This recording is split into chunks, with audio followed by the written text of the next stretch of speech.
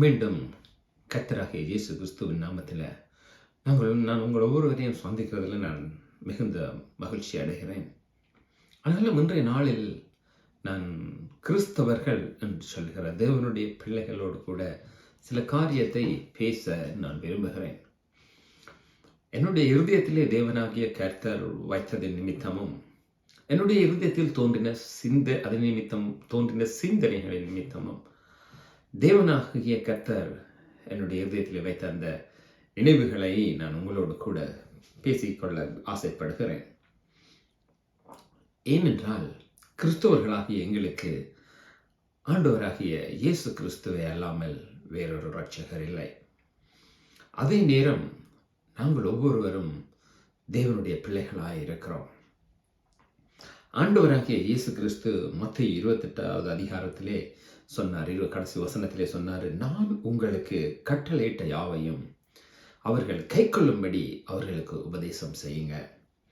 நான் உங்களுக்கு என்னென்ன சொல்லி தந்தேன், நான் உங்களை கை கொண்ட சொன்னேன் அந்த காரியங்களோடு கூட நீங்கள் என் நாமத்தினாலே போய், அதற்கு முதலாவது வசனம் சொல்லுகிறது, நீங்கள் போய் என் நாமத்தினாலே சகலரையும் சீசராக்கி அவர்களுக்கு ஞானஸ்தானம் கொடுங்க. என்னை பின்பற்றுகிறவர்களாய் நீங்கள் மாறுங்கள், என்னை பின்பற்றுங்கள். நான் உங்களுக்கு போதித்த என்னுடைய வார்த்தைகளை நீங்கள் கை கொண்டு அவைகளிலே நிலைத்திருங்கள். அப்படி நீங்கள் நிலைத்திருக்கும் போது நீங்கள் நல்ல கனிகளை கொடுப்பீர்கள் என்று சொல்லி நிறைய காரியங்களை குறித்து தேவனாகிய கர்த்தர் எங்களுக்கு கற்று தந்திருக்கிறார். அதோடு கூட இந்த பரிசுத்த வேதாகமத்திலே எங்களுக்கு போதித்து போயிருக்கின்றார். நான் மெயினாக எங்களோடு கூட பேசுகிற விஷயம் என்னென்று சொன்னால், இன்றைய நாளிலும் கிறிஸ்தவர்களாகிய எங்களை பார்க்கிற மற்றவர்களும் சரி, கிறிஸ்தவர்களாய் காணப்படுகிற நாங்களும் சரி, இன்றைய நாளிலே ஒரு வாழ்க்கைக்குள்ளே வாழ்ந்து பழகிவிட்டோம்.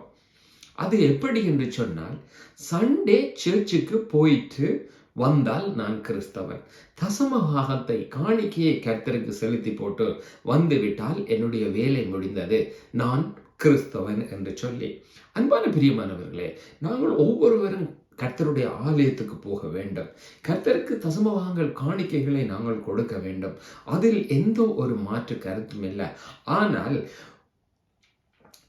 இந்த சண்டே நான் ஆலயத்துக்கு போயிட்டு எல்லாம் செஞ்சுட்டு வந்து மற்ற எல்லா நாளும் என் வாழ்விலே நான் சும்மா இருந்துவிட்டு அடுத்த சண்டேயும் நான் ஆலயத்துக்கு போயிட்டு நான் காணிக்கைகள் தசமபாகத்தை கொடுத்துட்டு வருவதற்கு கர்த்தர் எங்களை தெரிந்து கொள்ளவில்லை.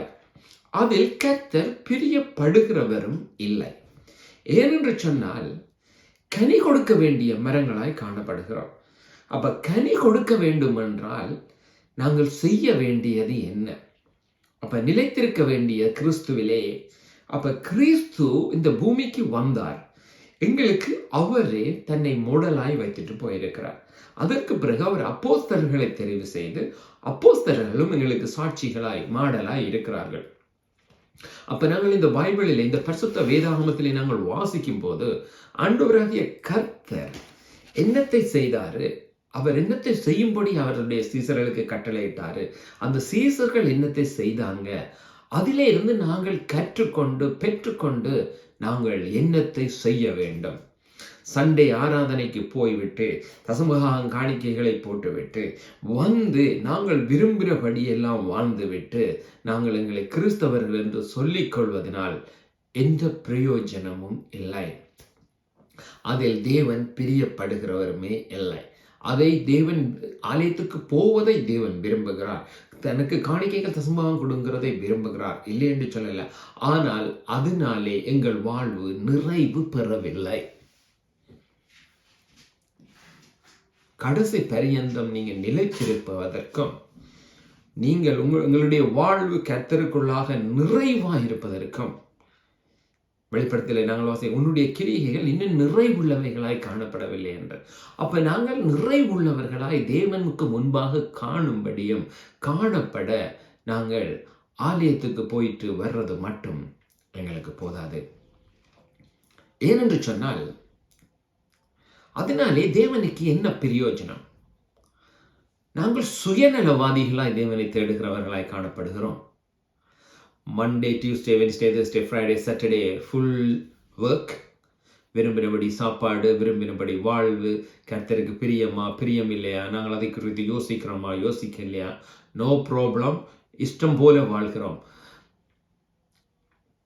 நோவாவின் நான் காலத்திலே சொன்னது போல உணர்வற்றவர்களாய் நாங்கள் எங்களுக்கு பிரியமானபடி வாழ்ந்து கொண்டு நாங்கள் தேவனுடைய பிள்ளைகள் என்றும் சொல்லி சண்டே ஆராதனையும் போயிட்டு நாங்கள் வருகிறோம்.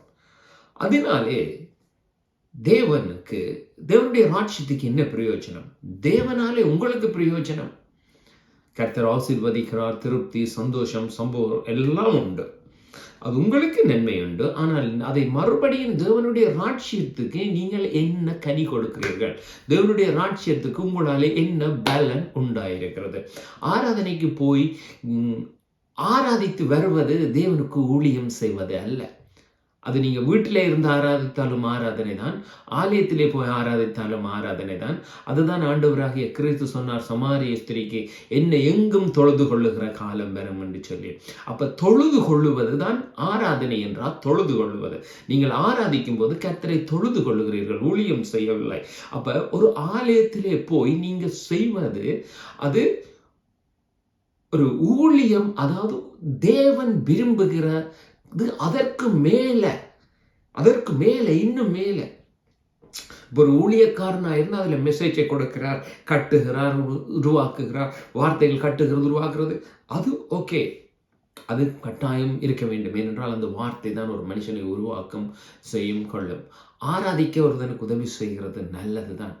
ஆனால் நீங்கள் செய்வது எல்லாம் தேவனை அறிந்தவர்களுக்கும் அங்கு பல வருஷமாய் காணப்படுகிறவர்களுக்கும். ஆனால் தேவனை அறியாத ஜனங்கள் உண்டு. அதனால போய் நீங்க வெளியில போய் யூதேயா, எருசலேம், சமாரியா, உலகம். அப்ப தேவனுடைய பிள்ளைகளாய் இருக்கிற நாங்கள் தேவன் விரும்புகிறது அவர் சொல்லுகிறதை நாங்கள் செய்ய, எங்களுடைய விருப்பத்தின்படி நாங்கள் வாழ்வதற்கு அல்ல. இதை நீங்கள் எத்தனை பேர் அக்செப்ட் பண்றீங்களோ, அக்செப்ட் பண்ணலையோ எனக்கு தெரியாது. நீங்க அக்செப்ட் பண்ணினாலும் அக்செப்ட் பண்ணாவிட்டாலும் இதுதான் உண்மை. ஏனென்று சொன்னால் தேவனாகிய கர்த்தர் வருகிறார். அவருடைய வார்த்தை, ஒவ்வொரு வார்த்தைக்கும் நாங்கள் கணக்கொப்புவிக்க வேண்டியவர்களாக இருக்கிறோம். இயேசு கிறிஸ்துவின் நாமத்திலே ஞானஸ்தானம் எடுத்து விட்டால் எனக்கு நித்திய ஜீவன் என்று சொல்லி இந்த வார்த்தை சொல்லவில்லை. முடிவு பரியந்தம் நிலைநிற்பவனே என்னுடைய வார்த்தைகளை கைக்கொண்டு, நான் கட்டளையிட்ட யாவையும் கைக்கொண்டு, என்னுடைய வார்த்தைகளை கைக்கொண்டு முடிவு பரியந்தம், மரண பரியந்தம் நிலை நிற்பவனே ரட்சிக்கப்படுவான் என்று பைபிள் சொல்லுகிறதே தவிர என் இயேசு கிறிஸ்துவின் நாமத்தினாலே ஞானஸ்தானம் எடுத்து ஆலயத்துக்கு போய் இஷ்டம்படி வாழ்கிறவர்களுக்கு நித்திய ஜீவன் என்று சொல்லவில்லை. அதனை நீங்கள் அதனால் ஆண்டவராகிய கர்த்தர் சொல்லுகிறார், என்னில் நிலைத்திருங்கள். என்னில் நிலைத்திராத மரமெல்லாம் வெட்டுண்டு அக்கினியிலே போடப்படும் என்று சொல்லி ஆண்டவர் ஒரு அழகான புது உபமையை சொல்லி வைத்தாரு. மத்தேயு அதிகாரத்திலே 30வது அதிகாரம் 13வது அதிகாரத்திலே மன்னிக்க வேண்டும் 13வது அதிகாரத்திலே 24வது வசனத்தில இருந்து 30வது வசனம் மட்டும் அந்த காரியம் சொல்லுகிறது. அதிலே எப்படி சொல்லப்படுகிறது என்று சொன்னால், ஒரு விதைக்கிற ஒரு மனுஷன் இருந்தான். அவன் விதையை நல்ல நிலத்தை பண்படுத்தி சுத்திகரித்து எல்லாவற்றையும் செய்து நல்ல நிலத்தை பயிரிடுகிறதற்கு ஏற்ற நிலமாகி அவன் நல்ல விதையை அவன் பயிரிட்டு அவன் போய்விடுகிறான். ஆனால் அவனுடைய வேலைக்காரர்கள் அங்கு வந்து பார்க்கிறார்கள். அங்கு அதாவது கோதுமையை அவன் விதைத்துட்டு போயிருக்கிறார். அந்த கோதுமையை விதைத்துட்டு போன இடத்திலே அங்கு அந்த வேலை செய்கிற வேலைக்காரர் வந்து பார்க்கிறார்கள். அங்கு களைகளும் முள்ளு மரங்களும் முளைத்திருக்கிறது. அப்பொழுது அவர்கள் திரும்ப போய் அந்த ஊழியக்காரனிட அந்த விதைத்தவனிடத்திலே கேட்கிறார்கள், நீர் நல்ல நிலத்திலே நல்ல விதையைத்தானே விதைத்தீர், அப்பொழுது எப்படி அந்த முள்ளுகள் எல்லாம், முள்ளு மரம் எல்லாம் வளர்ந்து வந்து நிற்கிறது என்று கேட்கிறார்கள். நீ வடிவ வாசித்து பாருங்க. அப்படி கேட்கும்போது அவர் சொல்லுகிறார் என்னென்று சொன்னால், ஆண்டவராகிய கர்த்தர் தான் அந்த விதைத்த மனுஷனுக்கு ஒப்பாயிருக்கிறார். அந்த ஆண்டவராகிய கர்த்தர் சொல்லுகிறார், இவர்கள் நித்திரை கொள்ளும் போது, தூங்கிக் கொண்டிருக்கும் போது சத்துரு வந்து விதைத்தான். அப்படி என்று சொன்னால் இவர்கள் தேவனுடைய வார்த்தையின் பக்கம் தங்களை வைக்காமல், அதற்கு விழிப்பாய் இருக்காமல், நீ தூங்கின போது, அதாவது உலகத்துக்கு இடம் கொடுத்த போது, பிசாசாகிய சத்துருவுக்கு தங்கள் இருதயத்தை திறந்து கொடுத்த போது, அவன் சத்துருவான பிசாசானவன் வந்து பொல்லாதவைகளை எல்லாம் அவன் விதைக்கிறான். அப்படி விதைத்த போது அந்த களைகள் எல்லாம் வளர்கிறது. அப்படி வளரும் போது அவர்கள் வந்து கேட்கிறாங்க, நாங்கள் இவைகளை வெட்டி விடவா என்று சொல்லி. ஆண்டவர் சொல்லுகிறார், இல்லை, நீங்கள் கோதுமைகளையும் பிடுங்கி விடாதபடிக்கு அறுப்பு காலத்துக்கு மட்டும் நீங்க வளர விடுங்க என்று. நீங்க பார்க்கலாம், இன்றைக்கு எத்தனையோ களைகள் வளர்ந்து பெரிய மரமாகி நிற்கிறது. நல்லாத்தானே இருக்கிறது என்று சொல்லி நீங்க நல்லாத்தானே இருக்கு, அந்த பூமியிலே நல்லாத்தான் இருக்கிறாங்க. ஆனா ஒரு காலம் வருகிறது, அறுப்பு காலம் என்கின்ற ஒரு காலம் வருகிறது. நித்திய ஜீவனுக்கு தேவனுக்கு முன்பாக கர்த்தராகிய இயேசு கிறிஸ்து வருகையிலே எடுத்துக்கொள்ளப்பட காணப்படத்தக்கவர்களாய் தேவனுக்கு முன்பாக உத்தமமும் உண்மையும் உள்ள ஊழியக்காரனே, என்னுடைய மகிமைக்குள்ளே பிரவேசிக்க தேவன் செய்கின்றவராய் இருக்கிறார்.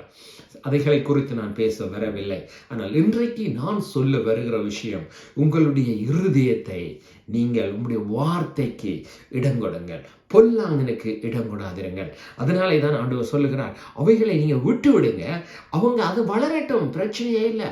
பார்க்கும்போது அது பெருசாய் செழித்து வளரும். ஆனால் அந்த நல்ல கோதுமைகளை சேர்க்கின்ற நேரத்திலே நான் ஒருவனை அனுப்புவேன், அவர்கள் வந்து அவைகளை அறுத்து நெருப்பிலே அக்கினியிலே சுட்டெரிப்பார்கள் என்று சொல்லி சொல்லப்படுகிறது. நீங்க 13-14 அதிகாரத்தை வடிவ வாசித்து பார்த்தீர்கள் என்றால் தெரியும். அப்ப அதிலே ஆண்டவர் சொல்லுகிறார், நிலம், அதை 13வது அதிகாரத்திலே 38வது வசனம் சொல்லுகிறது, அதாவது இருதயம் தான் நல்ல நிலத்துக்கு ஒப்பாக்கப்படுகிறது. அந்த இருதயமாகிய நல்ல நிலத்திலே தேவனாகிய கர்த்தர் அவருடைய வார்த்தையை தான் விதைக்கிறார். தேவன் எங்களை கிறிஸ்துவுக்குள்ளாக முன்குறித்து எங்களை எப்பொழுது சுத்திகரித்து அவர் எங்களை அவருடைய ஆவியினாலே நிரப்பினாரோ, அவருடைய ஜீவனுள்ள வார்த்தைகளைத்தான் அவர் வைக்கிறார். அவர் வைக்கத்தான் விரும்புகிறார். ஆனால் சில மனுஷராகிய நாங்களோ என்றால் உலகத்தின் கவலைகளும் உலக ஐஸ்வர்யங்களும் இந்த பெருமைகளும் மோகங்களும் ஆசைகளும் மற்றவர்கள் வாழ்கின்ற ஆடம்பர ஐஸ்வர்ய வாழ்க்கைகளை பார்க்கிற நாங்கள் அதற்குள்ளே சிக்கப்பட்டு தேவனுடைய ராஜ்யத்துக்கு பலன் கொடாதவர்களாய் போய்விடுகிறோம். அப்படி போகும்போது என்ன நடக்கிறது என்று சொன்னால் 43வது வசனம் சொல்லுகிறது, நீதிமான்கள் தங்கள் பிதாவின் ராஜ்யத்திலே சூரியனை போல் பிரகாசிப்பார்கள் என்று சொல்லி. அப்ப யார் நீதிமான்களாய் காணப்படுவார்கள் என்று சொன்னால், அக்கினியிலே சுட்டெரிக்கப்படுகிற களைகளுக்கு ஒப்பாயிருக்கிற அந்த நிலமாகிய இருதயமுள்ள நிலம் அல்ல.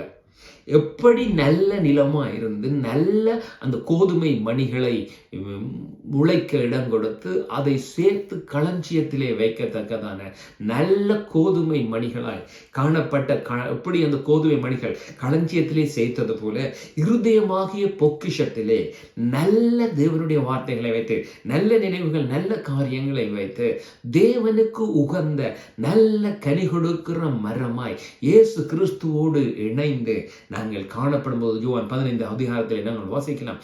அங்கே காணப்படுவது எப்படி சொல்றாரு, அது நிலைத்திருக்க வேண்டும். அப்படி நிலைத்திருக்கும் போதுதான் அவைகள் அங்கே கனி கொடுக்கப்படும், காணப்படும். அதனாலே தான் நல்ல மரம் என்கின்றது நல்ல நிலத்துக்கு ஒப்பா இருக்கிறது, நல்ல கனிக்கு கொடுக்கிறதா இருக்கிறது. ஏனென்று சொன்னால் தேவனாகிய கர்த்தர் அவருடைய ராஜ்யத்திற்கு இந்த பூமியின் ஐஸ்வர்யங்களை பார்க்கிலும், பூமியின் கனங்கள், மகிமைகள், மேலானவைகள் எல்லாவற்றை பார்க்கிலும் தேவனுடைய ராஜ்யத்திலே அவர் அவ்வளவு வைராக்கியம் உள்ளவராக இருக்கிறார். தேவனுடைய ராஜ்யம் புசிப்பும் குடிப்பிலும் இல்லை. தேவனுடைய ராஜ்யம் எங்களுடைய சித்தத்தின்படி, நினைவின்படி அல்ல, மனுஷர்களுடைய விருப்பத்தின்படி போதிக்கிறதை கேட்டுக்கிட்டு இருக்கும்போது அவர்களுடைய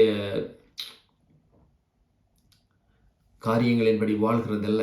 சில இடங்களில் நாங்கள் பார்க்கிறோம், மனுஷர்கள் தங்களுடைய கற்பனைகளையே உபதேசங்களாக போதிக்கிறார்கள்.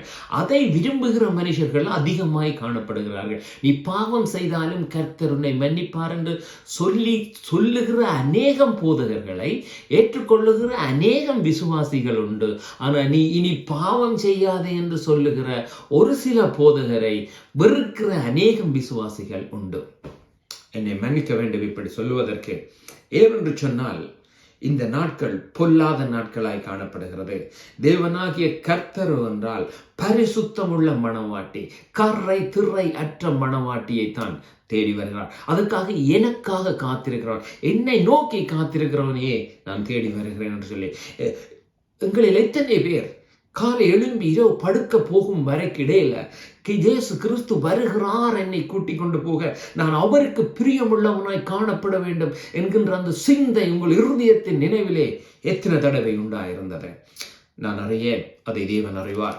ஏனென்று சொன்னால், என்னிலே நிலைத்திராதவன், நான் யோவானிலே வாசிக்கிறேன், ஆண்டவர் சொல்லுகிறார், என்னிலே நிலைத்திராதவன் அவருக்கு எப்படி இருக்கிறான் என்று சொல்லி, என்னிலே நிலைத்திராதவன், அதாவது யோவான் 15வது அதிகாரம், ஒருவன் என்னில் நிலைத்திராவிட்டால் வெளியே எறியுண்ட கொடியை போல அவன் உதிர்ந்து போவான். அப்படிப்பட்டவைகளை சேர்த்து அக்கினியிலே போடுவார்கள், அவைகள் எரிந்து போம்.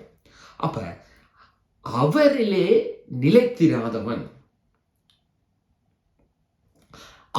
நிலைத்திராதவன் என்று சொன்னால், அவருடைய வார்த்தையிலே நிலைத்திராதவன், இயேசு என்கின்ற நாமத்திலே நிலைத்திருக்கிறவன் அல்ல. இயேசு கிறிஸ்துவின் நாமத்திலே, அந்த நாமத்தின் ஊடாக வார்த்தையிலே நிலைத்திருக்க வேண்டும். அந்த வார்த்தைக்குள்ளே வாழ வேண்டும். அதற்கென்று ஒரு வைராக்கியம் காணப்பட வேண்டும். இந்த பூமியிலே 1000 பேர் என்னை நேசிக்கலாம், 1000 பேர் என்னை உதறி தள்ளலாம், என்னை எவ்வளவு பேர் வெறுக்கலாம், பிரச்சனை இல்லை, நான் கர்த்தர் சொல்லுகிறபடிதான் செய்வேன். அதனாலே தான் இயேசு கிறிஸ்து சொன்னார், அவர்கள் உங்களை பகைக்கும் முதல் என்னை பகைத்தார்கள். ஏனென்று சொன்னால், உலகம் என்னை பகைத்தது என்று சொல்லி அப்போஸ்தலர்களுக்கு ஆண்டவர் சொல்லுகிறார், உலகம் உங்களை பகைக்கும், ஏனென்றால் என்னையே பகைத்தது என்று சொல்லி. மனுஷர் பகைக்கலாம், உலகம் பகைக்கலாம், ஆனால் தேவன் பகைக்காத வாழ்வு, தேவன் வெறுக்காத வாழ்வையே தேவனாகிய கர்த்தர் விரும்புகிறார். சத்துருவை சிநேகிக்கிறது என்று ஆண்டவர் சொன்னதற்கு காரணம், சத்துருவை, உங்களுக்கு எதிராய் வருகிற சத்துருவை சிநேகியுங்கள், ஆனால் உங்களை அழிக்க வருகிற பொல்லாத பிசாசாகிய சத்துருவை எதிர்த்து நில்லுங்கள் என்று சொல்லிது. அப்ப அந்த அழிக்க வருகின்ற சத்துருவை நீங்கள் இனங்கள்ள வேண்டும், காண வேண்டியதா இருக்கிறது. ஏனென்று சொன்னால், தேவனாகிய கர்த்தர் எங்களை அதிகம் நேசிக்கிறவராயிருக்கிறார். அதனாலே தான் இவைகளெல்லாம் எழுதி வைத்துட்டு போயிருக்கிறார், அவர் எங்களை பலப்படுத்தும்படியாய். ஏனென்று சொன்னால், என்னோட இராதவன் எனக்கு விரோதியாயிருக்கிறான், என்னோட இராதவன் சிதறடிக்கிறான். நாங்கள் மத்தேயு 12வது அதிகாரத்திலே 30வது வசனத்தை நாங்கள் வாசிக்கிறோம். என்னோடு இராதவன் எனக்கு எதிரியாயிருக்கிறான், எனக்கு விரோதியாயிருக்கிறான். அதாவது என்னுடைய வார்த்தையிலே இருக்காதவன். இயேசு கிறிஸ்துவின் நாமத்துக்கு உள்ளே இருப்பது கிறிஸ்தவ வாழ்வில். இயேசு கிறிஸ்து போதித்த வார்த்தையிலே இருப்பதுதான், அந்த வார்த்தைக்குள்ளே வாழ்வதுதான் கிறிஸ்தவ வாழ்வு. உதாரணத்துக்கு நான் சொல்லுவேன், நான் பல பேரை கேட்டிருக்கிறேன். நான் கேட்ட ஒரு உதாரணத்துக்கு சொன்ன 10 பேர்ல 10 பேரும் சொன்ன விஷயம் ஒரே வசனம் தான். எனக்கு ஒரு சில சந்தர்ப்பங்கள் ஆகிய சில வாதங்கள் வரும்போது நான் கேட்டேன். சில காரியங்கள் வரும்போது என்னோடு கூட சில காரியங்களை பகிர்ந்து கொள்ளும்போது, நீங்கள் ஆலயத்துக்கு தசமபாகம் போடுறீங்களான்னு கேட்டேன். ஓம் என்று சொன்னார்கள். அப்போ நீங்கள் உங்களோட சம்பளத்தில் 100க்கு சரியாய் நீங்கள் தசமபாகம் போடுறீர்களாண்டா? இல்லை, நாங்கள் தசமபாகம் முழுமையுமாய் போடுவதில்லை. ஆனால் எங்களுக்கு 2000 சம்பளம் என்ற நாங்கள் 200 பவுண்ட்ஸ் போடுவதில்லை. அப்போ நீங்கள் ஏன் தசமபாகம் போடுகிறோம் என்று சொல்லுகிறீர்கள் என்று சொல்ல போது, தசமபாகம் என்று தான் எழுதி போடுகிறோம் அது என்று சொன்னால். அப்போ நான் கேட்டேன், நீங்கள் அப்பொழுது உங்களோட இருதயத்துக்கும் பொய்யா இருக்கிறீங்க, தேவனுக்கும் பொய்யா இருக்கிறீர்கள் என்று. ஆனால் அவருக்கு எனக்கு பதில் சொல்லவில்லை. ஆனால் இதே போலதான் நாங்கள் ஆலயத்துக்கு போகிறோம், தேவனுக்கு உண்மை உள்ளவர்களாய் காணப்படாதவர்களாய் இருக்கிறோம். தேவனுக்கு உண்மை உள்ளவர்களாய் இருங்கள். நான் யாரையும் குற்றப்படுத்த சொல்லல, தேவன் யாரையும் குற்றப்படுத்துகிறவர் அல்ல, பரிசுத்த ஆவியானவர் குற்றப்படுத்துகிறவர்கள். இந்த வார்த்தைகளை சொல்லுகிறவர்களை சில ஊழியக்காரர்கள் குற்றப்படுத்துகிறவர்களாய் காண்பிப்பார்கள். ஏனென்றால் அவர்களுக்கு மனம் திரும்ப தயாரில்லை. ஒருவன் மனம் திரும்ப விருப்பம் இல்லாதவன் தான் மற்றவனை இவன் குற்றப்படுத்துகிறான் என்று சொல்லுவான். மனம் திரும்புகிறான்னு சொல்லுவான். அந்த தேவனுடைய வார்த்தை வருகிறது, அந்த வார்த்தைக்கு நேராய் மனம் திரும்பன்னு சொல்லி. மனம் திரும்ப விருப்பம் இல்லாத 99 நீதிமான்களை பார்க்கலாம் மனம் திரும்புகிற ஒரு பாவியின் நிமித்தம் பரலோக ராஜ்யம் சந்தோஷப்படுகிறது. நாங்கள் நினைக்கலாம் நாங்கள் கிறிஸ்தவர்கள் என்று சொல்லி எவ்ரிடே லட்சம் பீப்புள் இயேசு கிறிஸ்துவை ஏற்றுக்கொண்டுதான் இருக்கிறார்கள், அங்கு ஆராதித்துக் கொண்டுதான் இருக்கிறார்கள். ஏன் நான் இவைகளை சொல்லுகிறேன் என்று சொன்னால், இயேசு கிறிஸ்துவுக்குள்ளே நாங்கள் அப்படி இருக்கும் போது தான் நாங்கள் மற்றவர்களுக்கு இயேசு கிறிஸ்துவை கொடுக்க முடியும். இயேசு கிறிஸ்துவை கொடுப்பதுதான் பிளஸிங், ஆசீர்வாதம். அதுதான் ஆபிரகாமுக்கு இயேசு கொடுத்த ஆசீர்வாதம். ஆபிரகாமுக்கு இயேசு கொடுத்த ஆசீர்வாதம் உலக ஐஸ்வர்யங்கள் அல்ல, 12 கோத்திரங்கள் அல்ல, எதுவுமே இல்லை. இயேசு கிறிஸ்து தான். அதாங்க, உனக்குள் சகல வம்சங்களும் உனக்குள் ஆசீர்வதிக்கப்படும். சகல கோத்திரத்திலும் சகல பாசைக்காரர்களின் முழங்கால்களும் இயேசுவுக்கு முன்பாகத்தான் முடங்குகிறது. அப்படி இயேசுவுக்கு முன்பாக முடங்கத்தக்கதான அந்த இயேசு கிறிஸ்துவை தேவன் ஆபிரகாமுடாக கொடுத்தார். அதனாலே ஆண்டவர் ஆபிரகாமுக்கு சொன்னார், இந்த பூமியின் சகல வம்சங்களும் உனக்குள்ளே ஆசீர்வதிக்கப்படும் என்று. ஆபிரகாமுக்கு கொடுத்த ஆசீர்வாதத்திலே பெரிய ஆசீர்வாதம் இயேசு கிறிஸ்து தான். அந்த இயேசு கிறிஸ்துவோட தான் புறஜாதியாகிய எங்களுக்கும் ரட்சிப்பு வந்தது. அதே போல பாவ மன்னிப்பு உண்டாயினது. அதே போல ஒவ்வொரு தேவ பிள்ளைகளாய் இருக்கிற நாங்கள் ஒருவனுக்கு எங்களிடத்தில் இருக்கிற எவ்வளவு ஐஸ்வர்யத்தை கொடுத்தாலும் பிரயோஜனமே இல்லை. கிறிஸ்துவை கொடுப்போமானால் அதுக்கு ஒப்பானது ஒன்றுமே இல்லை. ஏனென்று சொன்னால் அந்த கிறிஸ்துவே நித்திய ஜீவனை கொடுக்கவும் சகலவற்றையும் கொடுக்க போதுமானவராயிருக்கிறார். நாங்கள் ஒருவனுக்கு இயேசுவின் நாமத்தினாலே ஒரு விடுதலையை கொடுப்போம் என்றால், அவனுக்கு ஒரு சுகத்தை, ஒரு நோயாளிக்கு ஜெபத்திலே சுகத்தை கொடுப்போமானால், அல்லது அவனுக்கு ஒரு உதவியை இயேசுவின் நாமத்தை வைத்து செய்வோமானால், அவன் அந்த இயேசு கிறிஸ்துவை உங்களுக்கு ஊடாக பிடித்துக் கொள்வானால் நீங்கள் கிறிஸ்துவை கொடுக்கிறவர்களாய் இருக்கிறீர்கள். அதுதான் கனி. அந்த கனியை தான் நீங்கள் கொடுக்க வேண்டும் என்று தேவன் விரும்புகிறார். ஏனென்றால் மெய்யான திராட்சை செடியாகிய இயேசு கிறிஸ்து அவரிலே நிலைத்திருந்து அந்த கனியை கொடுக்கும்படி பிதா எங்களுக்கு கிறிஸ்துவை கொடுத்தார். எதற்காக கொடுத்தார்? நித்திய ஜீவனை பெற்றுக்கொள்ளும்படியாய் கொடுத்தார். பாவ மன்னிப்பை உண்டு பண்ணும்படி கொடுத்தார். பிதாவோடு ஒப்புரவாகும்படி கொடுத்தார்.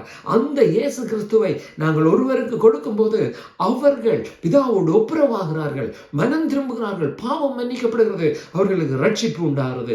இதை விட உங்களாலே கொடுக்கத்தக்க மேலான எந்த ஒரு ஆசீர்வாதமும் கிடையாது. அன்பான பிரியமானவர்களே, நான் உங்களுக்கு இவைகளை ஏன் சொல்லுகிறேன் என்று சொன்னால், என்னுடைய சுய நினைவின்படி நான் சொல்லல, எனக்கு தேவன் இருதயத்திலே வைத்ததை. நான் ஒவ்வொரு நாளும் தேவனிடத்திலே கேட்கிற காரியம், தேவரை நான் என்னத்தை சொல்ல, இதை செய்ய, எப்படி எனக்கு ஒரு நாளைக்கு 10 மெசேஜ் போட முடியும், ஒவ்வொரு நாளும் மெசேஜ் போட முடியும் இந்த யூடியூப்பிலே. அதில் என்னுடைய நோக்கம், அந்த நான் செய்கின்ற இந்த காரியத்தினாலே உண்டாயிருக்கிற அறுவடை என்ன, பலன் என்ன?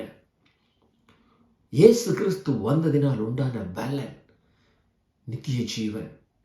எத்தனையோ ஜனங்கள் கிறிஸ்துவுக்குள்ளே அப்போஸ்தலர்கள் தங்களை ஒப்பு கொடுத்ததினால் உண்டான பலன், அறுவடை இன்றைக்கு எங்களுக்கு இந்த வேதாகமம். உங்களால் கொடுக்கப்பட்டிருக்கிற அறுவடை என்ன? தேவனுடைய ராஜ்யத்துக்கு நீங்கள் கொடுக்கின்ற அறுவடை என்ன? நீங்கள் தேவனுக்கு ராஜ்யத்துக்கு கொடுக்கிற உங்களால் உண்டாக இருக்கிற பிரயோஜனம் என்ன? சிந்திங்க, செயல்படுங்க. அதான் ஆண்டவராக இயேசு கிறிஸ்து யோசுவாவுக்கு சொன்னார், இரவும் பகலும் இந்த நியாயப்பிரமாண புத்தகம் உன்னுடைய வாயை விட்டு, உன்னுடைய இருதயத்தை விட்டு பிரியாதிருக்க கடவுது, அப்பொழுது நீ செய்வதெல்லாம் வாய்க்கும் என்று சொல்லி. நான் உங்களுக்கு சொல்லுகிறதான ஒரே காரியம், கிறிஸ்துவை கொடுங்க, கிறிஸ்துவை கொடுங்க ஜனங்களுக்கு. 6 நாள் வேலை செஞ்சு 7ஆம் நாள் ஓய்ந்திருந்த ஆண்டவர், நீங்கள் ஆண்டவர் இல்லை. 6 நாளும் வேலை செய்து 7ஆம் நாள் ஆலயத்திலே போய் ஓய்ந்திருக்கிறதற்கு